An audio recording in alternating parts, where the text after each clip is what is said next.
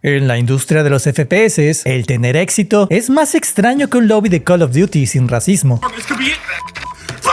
Que este es un género que se ha intentado reinventar más duro que la carrera decadente de un influencer en TikTok, y llegados a este punto postmoderno, está claro que el género FPS es ya como un Power Ranger que se ha revolcado con todo tipo de bestia, con algunas mezclas destacadas que consiguieron mantenerse con vida: los tag FPS, los squad shooters y los ya sobreexplotados hero shooters. Entre aciertos y fracasos, diversos juegos buenos terminaron su tiempo de vida demasiado pronto, y aunque solo Team Fortress 2 es realmente para siempre, hoy hablaremos sobre cómo The Finals es un juego que hizo absolutamente todo bien y que sin embargo perdió el 84% de su base de jugadores en menos de 3 meses, lo que básicamente lo puso en respiración asistida para el lanzamiento de lo que es apenas su segunda temporada en 2024. Así que llegados a este punto, es prudente preguntarnos ¿por qué sucedió esto? ¿No se suponía que el hype sobreinflado de creadores de contenido todo lo puede? Y finalmente, ¿puede The Finals recuperarse después de su éxito y derrumbe? Personalmente, yo me incluyo entre el grupo de personas que quisiera ver a este juego triunfar nuevamente, y solo para que este análisis no se sienta imparcial o que vengo a terminar de enterrarlo, seremos justos, dijo el Rugal en la COF 2002, por lo que hablaremos sobre todo lo que se hizo bien y mal en The Finals, para debatir sobre su balance y limitaciones de armas, e incluso si su monetización fue la correcta. Pero The Finals es indiscutiblemente un juego que tuvo el boom y reconocimiento de todos los creadores de contenido a nivel mundial, con mucha banda que incluso anunciaba equipos de esports y promesas de creadores de contenido para dedicarse al 100% con este juego. Pero no se tardaron nada en meter la reversa salvaje, apenas se dieron cuenta que el interés decaía tan rápido como mis inversiones en skins de CSGO, porque en su lanzamiento está claro que todos creyeron que The Finals sería para siempre, y así como las construcciones intersubjetivas, la que le adjudicas un valor intrínseco, un videojuego solo sobrevive si consigue crear su propio nicho, y a primeras, The Finals consiguió el impacto mediático que cualquier otro juego pudiera haber soñado, siendo transmitido por nombres pesados como los de Shroud y Taric en una semana en la que todos estábamos hablando del juego o jugando a él, por lo que es imposible decir que le faltó promoción o impacto. Y si bien tiene una premisa muy simple y un montón de inspiraciones salidas de otros juegos a los que nos limitaremos a denominar robos creativos, tenía una característica clave que otros shooters intentaron pero que nadie consiguió atinar correctamente: destrucción en gran escala, usando mecánicas con entornos completamente destructibles. Que eso de disparar está bien, pero dame la posibilidad de explotar edificios y entradas y mi niño interior que adora el caos se sentirá como en casa. El concepto de crear un shooter con entornos destructibles es una obra de arte en sí, que da para mucha diversión y situaciones muy aleatorias a la hora de pelear en cada mapa, porque en lugar de tomarte la molestia de subir al edificio, puedes simplemente mandarlo a la mierda y hacer que todos bajen a tu mismo nivel. Las limitaciones no existen para un juego que te entrega habilidades y recursos que dan rienda suelta a tu caótica imaginación. Estás demente, Bruce Wayne. Probablemente una de las cosas que causaban más alegrías y corajes al mismo tiempo eran las llamadas nukes, que básicamente eran agarrar algún cilindro arrojable y pegarle una cantidad de minas y explosivos tan alarmantes que la OTAN te pedía una intervención diplomática. Si la explosión no te desinstalaba el Windows, mínimo exterminaba a todos los infelices que tuviera en su cruce. Este era un elemento demasiado roto y que tuvo que ser nerfeado por el bien de la trama, agregando peso a cada explosivo y reduciendo por mucho la velocidad de los sensuales nukes. Tiene gráficos de lujo gracias al Unreal Engine 5, entornos interactivos, gameplay decente y un sistema cooperativo entre 3 clases de personajes que habilitan diferentes estilos de juego y combinaciones para cada jugador. El juego había creado la fórmula más peligrosa que robaba la esencia adecuada de todos los FPS que hemos visto en el mercado, para terminar ofreciendo algo completamente nuevo, entre comillas, y digo esencia adecuada porque un pasito más hacia adelante y terminaba en la categoría de plagio descarado, porque la comunidad de gozones de los FPS ya está bastante harta de los shooters free to play que simulan ser innovadores y nomás no pegan, y los que no, pues esos ya tienen suficiente veneno con las instituciones de ayúdame que me hackearon CSGO 2, sonrío para no llorar Apex Legends, no tengo aim, Overwatch